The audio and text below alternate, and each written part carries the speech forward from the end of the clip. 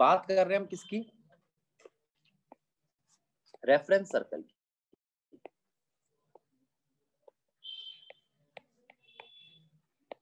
पहले आप सर्कल बना लो एक और देखो क्या कहता है।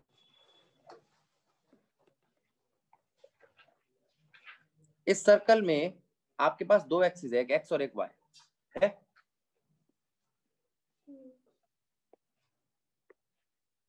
ठीक है, ये एक्स एक्सिस है, ये वाई एक्सिस है।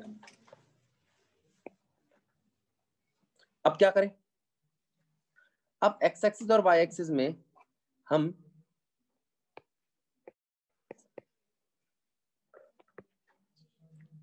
एक पी पॉइंट लेंगे।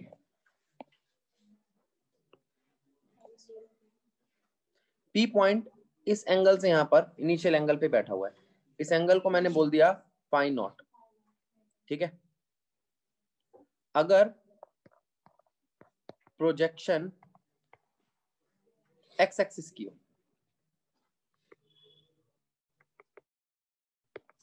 प्रोजेक्शन किसकी हो? तो एक्स एक्सिस की प्रोजेक्शन में, और वो क्लॉकवाइज चल रहा हो। कैसा चल रहा हो? क्लॉकवाइज। अब क्लॉकवाइज चल के वो कहीं तो पहुंचेगा, sorry anti clockwise, anti clockwise, anti clockwise चल रहा हो, वो कहीं तो पहुंचेगा। अब मैं पहले उसे पहुंचा देता हूं। क्यों? कहां पहुंचा दिया? ये क्या है? एंगल है, थीटा या ओमेगा टी। ठीक है, अब मैंने आपसे पूछा एक्स एक्सिस प्रोजेक्शन है, कौन सा एंगल प्रोजेक्शन है? एक्स एक्सिस प्रोजेक्शन के लिए आपका y क्या होना चाहिए? a साइन, बताओ कितना एंगल है? यहां से चला और यहां तक पहुंचा,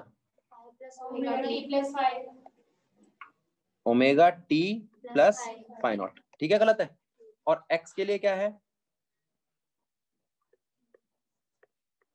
x और y में क्या फर्क है पता चल गया? साइन और कॉस का फर्क है x और y में, पता चला? ठीक है या गलत है? अब अगर मैं आपसे प्रोजेक्शन लेता हूं y एक्सिस,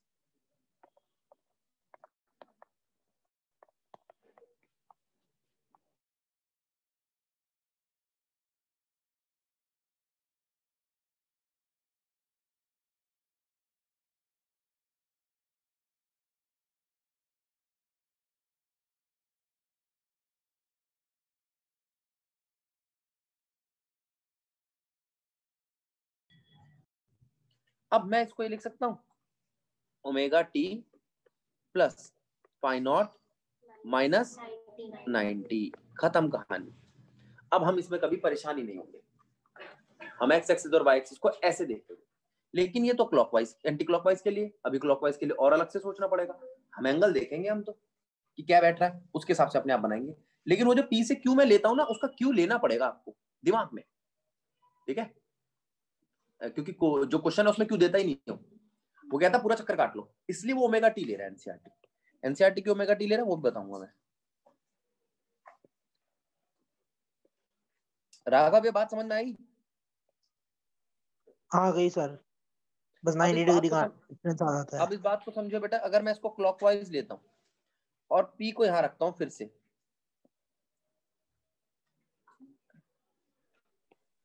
ठीक है, अब एक्स एक्सिस से चलता हूं मैं, कहां चलता हूं? X axis. अगर एक्स से चलता हूं और ये एंगल है पाई नॉट, ठीक है, और अगर मैं यहां तक पहुंचता हूं क्यू तक,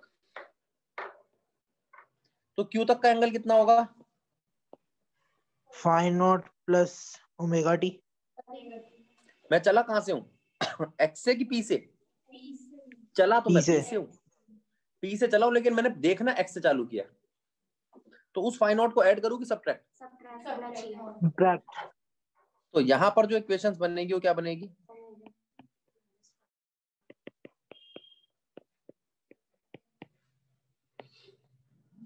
बताओ, ये काम चला लोगे आप इससे?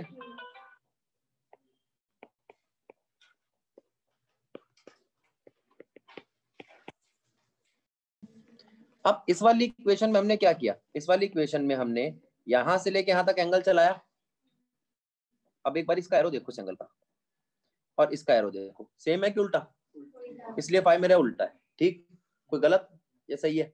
अब कोई कहे भैया मैं तो ना जहां एरो चल रहा है उसी डायरेक्शन में चल लेता हूँ, ऐसे करके फाइन आप लूंगा, तो बाकी सारी चीजें उल्टी हो जाएंगी। ठीक है, आप इसलिए एंगल हमेशा एक ही साइड पक्की कर लो, वो है एंटी क्लॉकवाइज। तो y आया 3 sin ओमेगा टी, तो x क्या आ जाएगा 3 cos ओमेगा टी माइनस 3, इसकी वैल्यू जरूर रख देना 2 पाई बाय टी। टी कितना हमारा 2 सेकंड है ना, ये वैल्यू रखी थी सब बच्चों ने, ये वैल्यू जरूर रख लेना बेटा। अब ऐसी दूसरा क्वेश्चन देखो, इस क्वेश्चन में यहां से लेके यहां तक चला है और एंटी क्लॉकवाइज भी है, तो पॉजिटिव रहेगा। तो y क्या आएगा 2 sin 2 pi by T, T plus pi. Pi क्या है आपका इनिशियल फेज, ये पाई है। देखो ठीक है गलत है? क्वेश्चन नंबर 11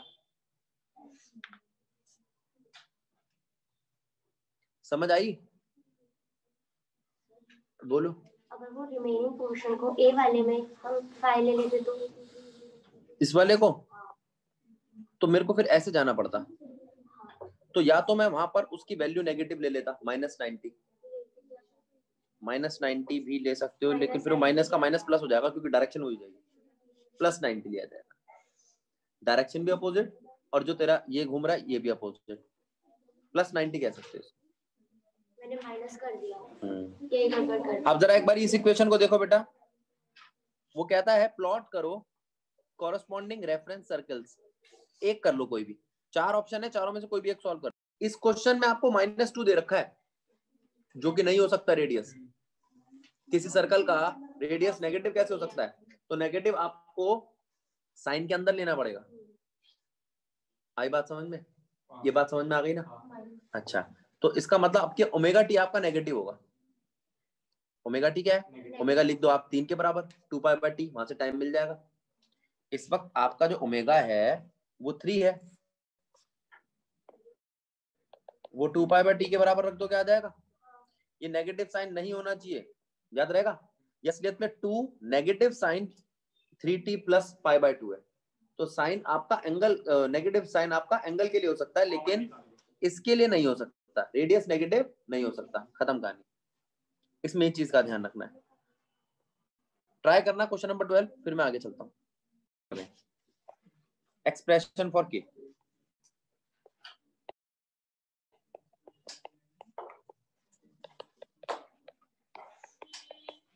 क्या है एक्सप्रेशन के का?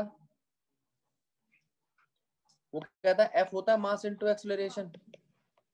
मास तो ठीक है, एक्सेलरेशन क्या होता है? माइनस के एक्स स्क्वायर या वाई स्क्वायर।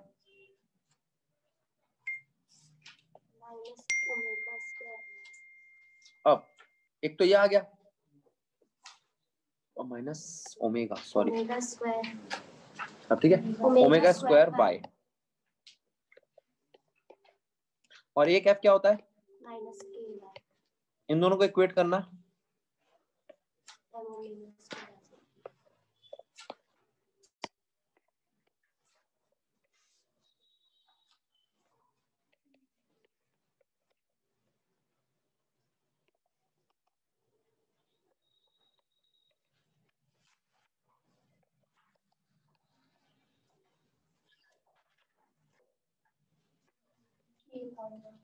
आ गया ओमेगा।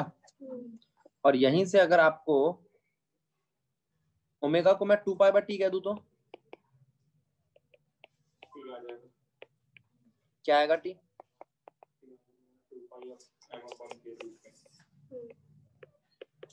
और फ्रीक्वेंसी क्या आएगी?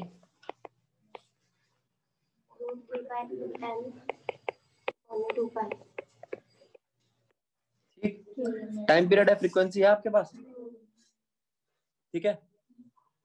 अच्छा, टाइम पीरियड है, फ्रीक्वेंसी है, और यहां पर ये क्या है? मास कांस्टेंट,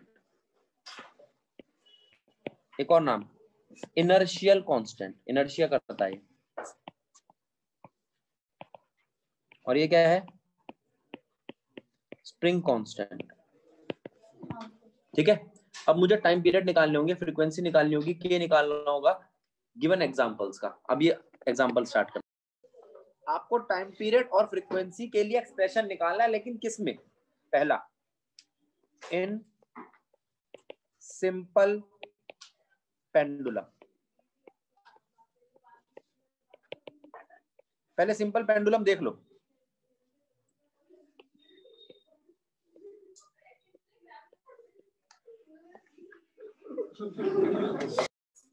तो ये एक सिंपल पेंडुलम है बेटा, ये रहा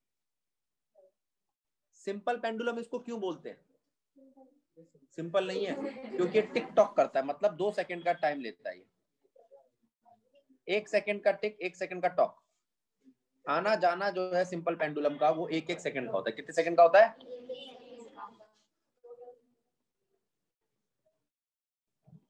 ये क्या है इसकी मीन पोजीशन, ये एक्सट्रीम पोजीशन, ये एक्सट्रीम पोजीशन।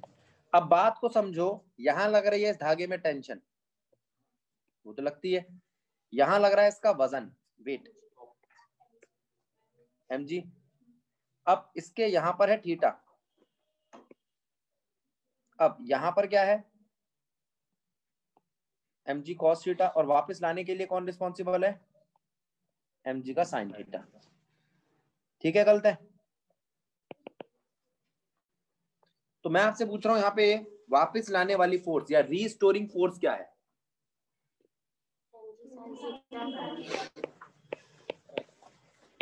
रीस्टोरिंग फोर्स क्या है यहाँ पे?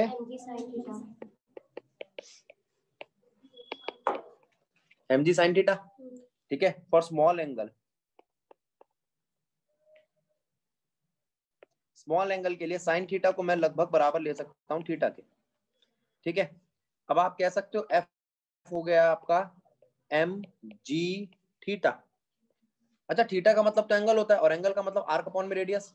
आर्क क्या है? अगर ये थीटा है तो ये आर्क है आपकी, ये है ना। ये आर्क कितनी है? कुछ भी मान लो, एस बोल लो, और रेडियस क्या मानना चाहते हो? लेंथ ले लो, लेंथ ऑफ स्ट्रिंग। ठीक है, तो क्या आप इसको कह सकते हो एम जी, और ये आर्क अपॉन में radius X by F is equals to M G X by L. ये क्या बनी आपकी एक तरीके की फोर्स। लेकिन एफ तो रीस्टोरिंग है तो माइनस ले लो, नहीं लेना तो माइनस, तो कोई दिक्कत नहीं है। रीस्टोरिंग के लिए माइनस का साइन लिया जाता है। ठीक है, लेकिन एफ तो माइनस के एक्स होता है। ठीक है, अब इस चीज से परेशान मत होना कि एक्स लिया है, वाई क्यों नहीं लिया। वाई ले लो, एक्स लेते हो तो कॉस थीटा आता है, वाई लेते हो तो साइन थीटा। अब यहां से इसको कंपेयर करो तो बेटा कुछ मिल रहा है। इक्वेशन फर्स्ट और सेकंड को कंपेयर करने से के की वैल्यू आ रही है, क्या आ रही है? माइनस माइनस तो कट गया, इक्वेट हो गया एम जी, ये के की वैल्यू आई है। के की कोई और वैल्यू अभी हमने थोड़ी देर पहले देखी थी। हाँ, और टाइम पीरियड अगर देखना हो तो 2 pi by under root M by K. अगर मैं इसको टाइम पीरियड निकालना चाहूं तो इस पेंडुलम का, तो क्या बनेगा?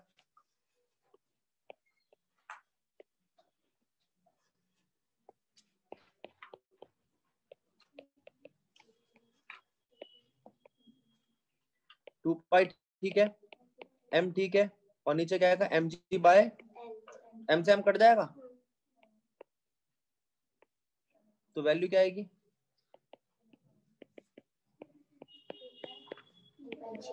ये टाइम पीरियड आया, बोलो। तो पेंडुलम का टाइम पीरियड जो आया है वो है 2 pi under root L by G, और फ्रीक्वेंसी क्या होगी? 1/2 pi under root G by. अब बोलो ठीक है या गलत है? क्लियर? अब मैं एक और प्रैक्टिकल चीज देखता हूं जिसमें ऑसिलेशन होता है। पहले तो देखो क्या ये ऑसिलेशन है, और अगर है तो ये किस तरीके से देखा जाएगा। एक यूट्यूब लो,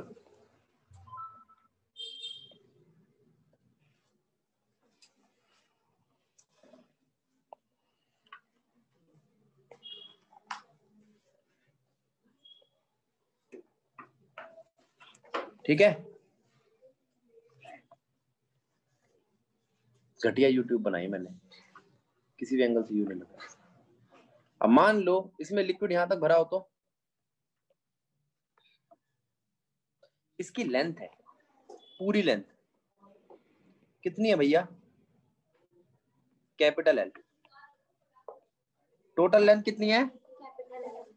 अच्छा, अब ये यहाँ पर इतना नीचे गया और इतना ऊपर गया, मतलब ये ऑसिलेट कर रहा है। जितना नीचे गया, कितना नीचे गया? x। कितना नीचे गया? या y, जो तुम्हारा मन करे। कोई बच्चा क्या भैया y ले लो तो y ले लो, ठीक है। इससे परेशान मत होना कि x है कि y है। y नीचे गया, y ऊपर गया, तो ऑसिलेशन कितने का हो रहा है? y का या 2y का? 2y। तो क्या ये मीन पोजीशन नहीं बन गई? क्या ये एक्सट्रीम पोजीशन नहीं बन गई? और ये नीचे वाली माइनस एक्सट्रीम पोजीशन। पहले बताओ ये बात समझ में आई? ऑसिलेट करने वाली चीज का नाम बताओ, कौन ऑसिलेट कर रहा है? Very good, liquid. लिक्विड का क्या क्या देखा जाएगा? डेंसिटी, है ना। तो oscillation of liquid in YouTube, oscillation of liquid in U shape tube. बोलो ठीक है गलत है? अभी नोट मत करो, जरा ध्यान दो इस पे। ये क्या चीज है? एक कंटेनर है जिसमें लिक्विड भरा है, ये भरा लिक्विड। ये एक वुडन ब्लॉक है, ऐसी बना लो, ठीक है। मैं इसको ऊपर से पुश करता हूं और ये ऊपर नीचे होता है। क्या करता है? ऊपर नीचे ऑसिलेट करता है। मैं इसको ऑसिलेट करता हुआ दिखाने के लिए एक और बॉक्स बना रहा हूं।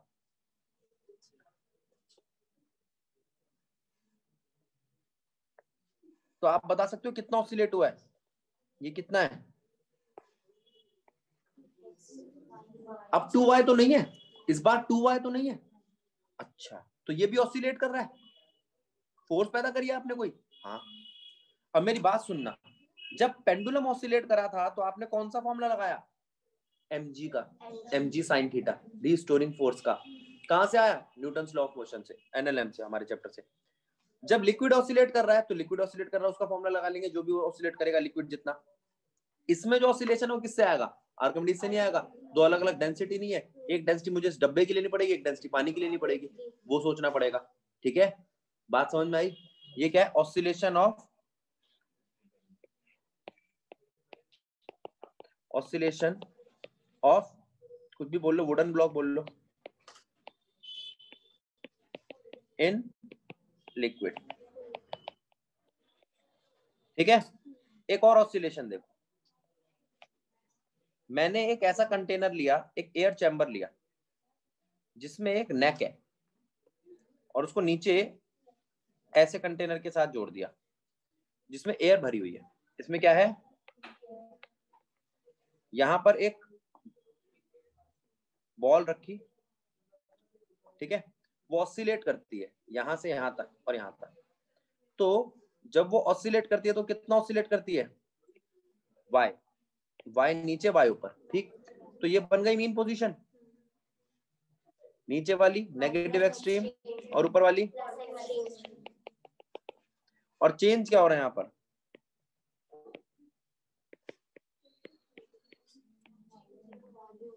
किसकी वजह से? प्रेशर की वजह से, ठीक है।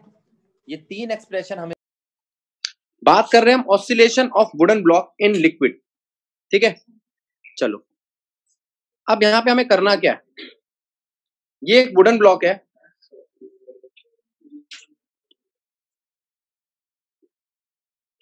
इस वुडन ब्लॉक में ध्यान देंगे, ये जो वुडन ब्लॉक आपको दिखाई दे रहा है, इस वुडन ब्लॉक की डेंसिटी हमने ले ली rho, density of wooden block, density of liquid. आपको डेंसिटी ऑफ वुडन ब्लॉक और डेंसिटी ऑफ लिक्विड दिखाई दे रही है, कहानी खत्म। अच्छा, ये दो बातें तो हमारे समझ में आ गई। अब वो कहता है ये ऑसिलेट कर रहा है, क्या कर रहा है? अच्छा, जो ऑसिलेट कर रहा है वो कितनी लेंथ है? y लेंथ से वो ऑसिलेट कर रहा है। अच्छा, अब मैं आपसे बात करूंगा एक तो फोर्स की ठीक है, जो के वाई बनेगा रीस्टोरिंग फोर्स। लेकिन रीस्टोरिंग फोर्स यहाँ पे है किस चीज की वजह से? मास की वजह से। किसकी वजह से? अब जरा ध्यान दो, मास ऑफ वुडन ब्लॉक हमने मान लिया m। Mass of wooden block क्या मान लिया? m क्या होता है? Volume into density. ठीक है, वॉल्यूम कितना है? Area into length into density. ये बात ठीक है गलत है? अच्छा, अब लेंथ वो जितना पूरी लेंथ रखता है वो उसकी कितनी है? हाइट h मान लो। ठीक है, ये उसकी लेंथ है। अब mass of liquid displaced by block, block से जो मास डिस्प्लेस्ड किया गया ये तो m है, ये m डैश है। अब m डैश है कितना? फिर वही वॉल्यूम इनटू डेंसिटी। वॉल्यूम कितना है बेटा? भाई इसका जो एरिया वो तो वही है, डेंसिटी और हाइट आपकी y है। हाइट कितनी है? जो डिस्प्लेस हुआ है वो कितना हुआ है? सिर्फ y। अच्छा ठीक है, अब यहां तक पहले बात समझ लो, ठीक है कि गलत है? अब जो यहां पर डिस्प्लेस्ड मास है वो एक रीस्टोरिंग फोर्स पैदा कर रहा है।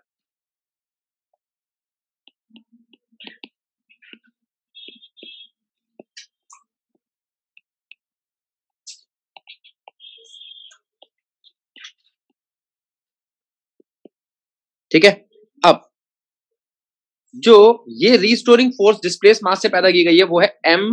अब इसको मैंने m डैश कह दिया था रीस्टोरिंग फोर्स को, m डैश g। ठीक है, m डैश g तो एक रीस्टोरिंग फोर्स की वजह से पैदा हुआ है। ये बात ठीक है गलत है? इसको आप लिख सकते हो area into length into density into g। लेकिन रीस्टोरिंग फोर्स किसके बराबर होती है? अच्छा, नेगेटिव साइन लगाऊं तो दोनों तरफ ही लगाऊंगा, वो बाद में इक्वेट हो जाना है। तो आपके पास सीधा सीधा k कितना आ जाता है? a रो जी आ जाता है। बात ठीक है गलत है? ठीक है, अब आपसे कोई पूछे कि k कितना है तो आप कहते हो k है आपका a रो जी। k क्या है आपका? Spring constant. अब आपका टाइम पीरियड क्या था? 2 पाई अंडर रूट, पहले तो हम देखते हैं कितना है, a h रो और k कितना है? a rho G. a से कट जाएगा तो ये कितना आएगा?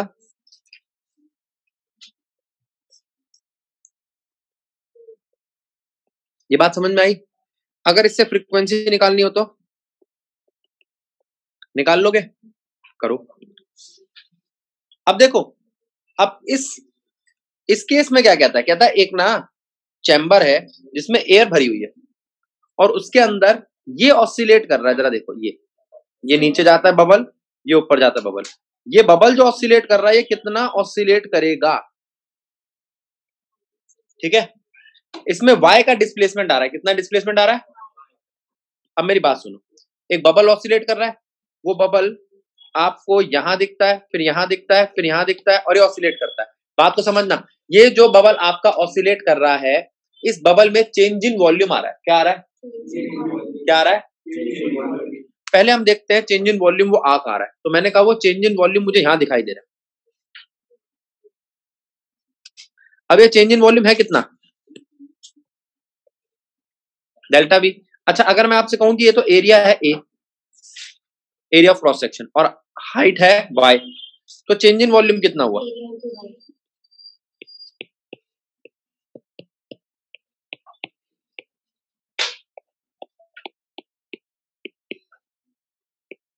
ये चेंज इन वॉल्यूम बन गया। अच्छा, ओरिजिनली वॉल्यूम कितना है? b। ठीक है, एरिया इंटू पूरी लेंथ ले लो या जो मर्जी इसको कह लो। क्या कहा इसने? कुछ कहा ऐसा? तो हम कह सकते हैं कि ये वॉल्यूमेट्रिक स्ट्रेन पैदा करेगा। वॉल्यूमेट्रिक स्ट्रेन हो जाएगा डेल्टा बी बाय बी। मुझे वॉल्यूमेट्रिक स्ट्रेन चाहिए या रीस्टोरिंग फोर्स चाहिए? तो रिस्टोरिंग फोर्स से तक कैसे पहुंचे, अभी पहुंचते हैं। अगर मैं आपसे पूछूं ये क्या है, बल्क मॉडुलस। बल्क मॉडुलस क्या होता है? Stress upon strain. पहले स्ट्रेस क्या है, स्ट्रेन क्या है, इसे फोर्स अपॉन एरिया ले लो ना सीधा, फोर्स अपॉन एरिया, और ये कितना है, डेल्टा बी बाय वी। ठीक है, खत्म कहानी। डेल्टा बी कितना है आपका, एरिया इनटू, और इसको क्या ले लू, एरिया इनटू लेंथ या कोई हाइट। ठीक है, अच्छा, या इसको खाली वी छोड़ दो तो भी काम चल जाएगा, ऐसी कोई दिक्कत नहीं है। Total volume. ठीक है, अब ऊपर क्या है, फोर्स, एरिया का तो स्क्वायर होता दिखाई दे रहा है। ठीक है, तो फोर्स क्या बनेगी आपकी, बीटा, यानी कि bulk modulus equals to force divided by A square by V ऊपर। ठीक ठीक, कोई दिक्कत? अब मैं आपसे पूछूं फोर्स क्या है यहां से, तो beta A square Y by V. मुझे किसी चीज से दिक्कत नहीं है, मुझे क्या करना होता है, मुझे हर बार एफ और वी का रिलेशन निकालना होता है, क्योंकि मैं बाद में उसको फिर इससे इक्वेट करूंगा। एफ इक्वल्स टू माइनस के वाई, अगर रिस्टोरिंग है। नॉर्मल है तो खाली के वाई, रिस्टोरिंग लोगे तो आपको यहाँ पे माइनस लगाना पड़ेगा। ठीक है, अब यहां से इक्वेट करने पर आपके पास के की वैल्यू आ गई। के की वैल्यू कितनी आई, bulk modulus A square by V, लेकिन टाइम पीरियड क्या होता है, 2 pi under root M by K. M की वैल्यू कितनी है, अभी एम ही ले लो। के की value beta A square by V, V को उठा के ऊपर ले जाओ, टाइम पीरियड कितना आया,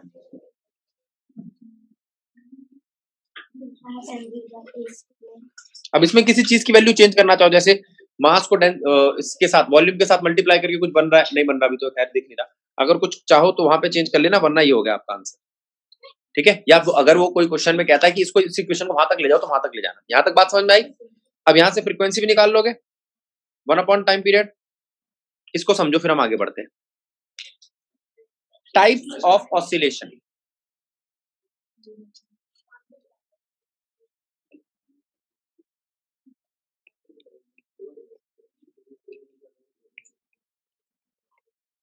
अब ऑसिलेशन कितने टाइप्स के होते हैं? पहले हमने देखा नेचुरल ऑसिलेशन। अगर कोई ऑसिलेशन हो रहा है नेचुरली, तो वो किसी रेजिस्टिव फोर्स के बीच में हो सकता है, तो क्या ये ऑसिलेशन होगा उसका, कम हो जाएगा वो। ठीक है, क्योंकि रेजिस्टिव फोर्स बाहर से लग रही है, एक्सटर्नल फोर्स कोई ना कोई बाहर से लग रही है। ठीक है, अब इसको हमने दो नाम दे दिए, एक तो डैम्प्ड ऑसिलेशन और एक अनडैम्प्ड ऑसिलेशन।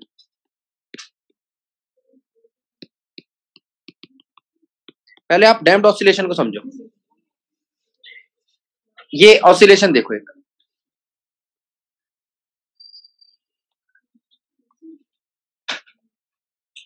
ये एक ऑसिलेशन है,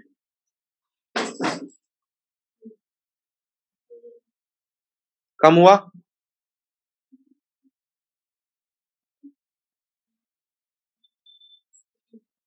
ये कैसा हो रहा है, ये डैम्पिंग हो रही है ऑसिलेशन की। क्या हो रही है,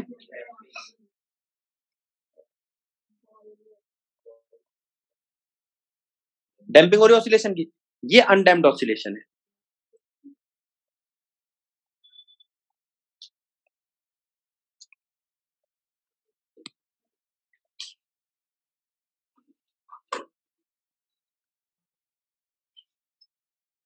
मतलब उसे कोई रोकने वाला नहीं है।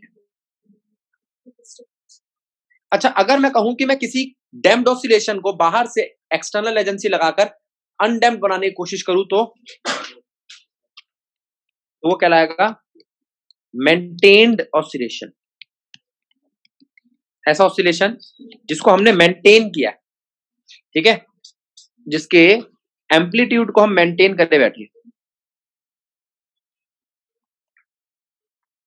देखो, ये मेंटेन्ड ऑसिलेशन।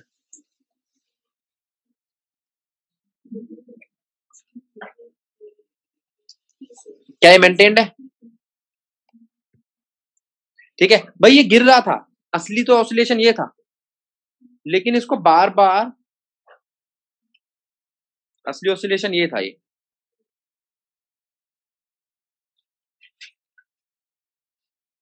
लेकिन बार बार इसको एक्सटर्नल एजेंसी लगा लगा के मेंटेन कर दिया।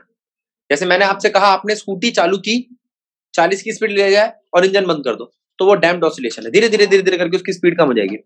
लेकिन बार बार आप एक्सीलरेटर को घुमा घुमा के उसको 40 पे मेंटेन कर सकते हो, है ना। बाहर तो इसका लिए उसके लिए आप पेट्रोल लगा रहे हो, कुछ भी लगा रहे हो, जो भी एक्सटर्नल एजेंसी लगा रहे हो, कोई उसको बाहर से ताकत दे रहे हो, तो वो हो गया आपका मेंटेन्ड ऑसिलेशन। कौन सा ऑसिलेशन? अच्छा, एक से ज्यादा ऑसिलेशन और वो एक दूसरे के साथ रेजोनेट करे तो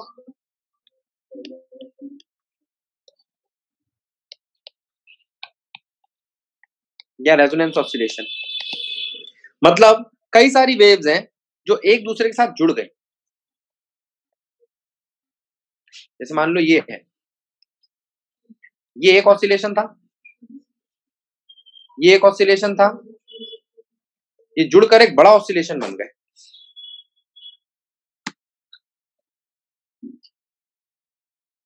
है बड़ा, तो ये रेजोनेंस है। इसका एक एग्जांपल है, मान लो आपने देखा कि एक आदमी चल रहा है, तो आपने कहा दूसरा आदमी चल रहा है, क्या ऐसा हो सकता है दोनों आदमी एक जैसी स्पीड से चल रहे हो या एक जैसी पैटर्न में चल रहे हो? तो उसको हम कह सकते हैं कि वो एक दूसरे की, उनकी फ्रीक्वेंसीज एक दूसरे से ऑसिलेट कर सकती है। क्या कर सकती है? अब आप कहोगे भैया ये कैसा हो सकता है कि दोनों एक जैसी स्पीड से चल रहे हो? इसे कहते हैं मार्चिंग। क्या कहते हैं? अगर दो आदमी एक जैसे एक साथ लेफ्ट उठाए और एक साथ राइट उठाए तो मार्च हो जाएगा। अच्छा, अगर अब वो जो मार्चिंग कर रहे हैं, लेफ्ट राइट उठा रहे हैं, पैर उठा रहे हैं, दो की जगह 10 आदमी हो तो 10 जनों की फ्रीक्वेंसी जुड़ जाएगी।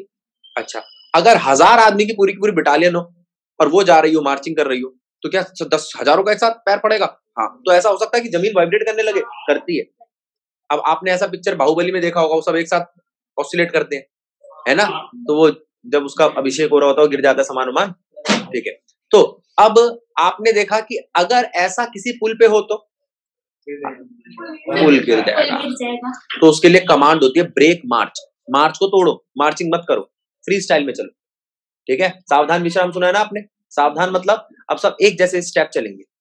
उससे क्या होता है, एक ऑर्डर बना रहता है, ठीक है। वो ऑर्डर काफी ज्यादा काम आता है मिलिट्री वालों को, हमारे को नहीं पता, उससे कोई लेना देना नहीं है। लेकिन ब्रेक मार्च क्यों करा उसको? मार्चिंग को तोड़ा क्यों? वरना वो पुल तोड़ देते जहां चल रहे हैं, ठीक है। क्योंकि अगर पुल पर एक आदमी चलेगा, दो आदमी चलेगा, कोई दिक्कत नहीं है। लेकिन पुल पर एक साथ 1000 आदमी एक जैसी फ्रीक्वेंसी मारेंगे तो 1000 गुना आदमियों की एक फ्रीक्वेंसी नहीं झेल सकती।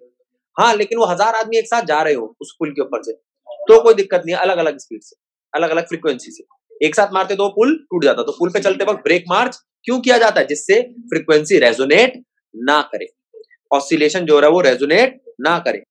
यहां तक बात क्लियर हुई? तो ये था आपका रेजोनेंस। बेटा डैम्पिंग पे एक न्यूमेरिकल भी होता है, लेकिन अभी वो कोर्स में नहीं है। एनसीईआरटी एग्जांपल 1 to 9 और एक्सरसाइज के 19 क्वेश्चन।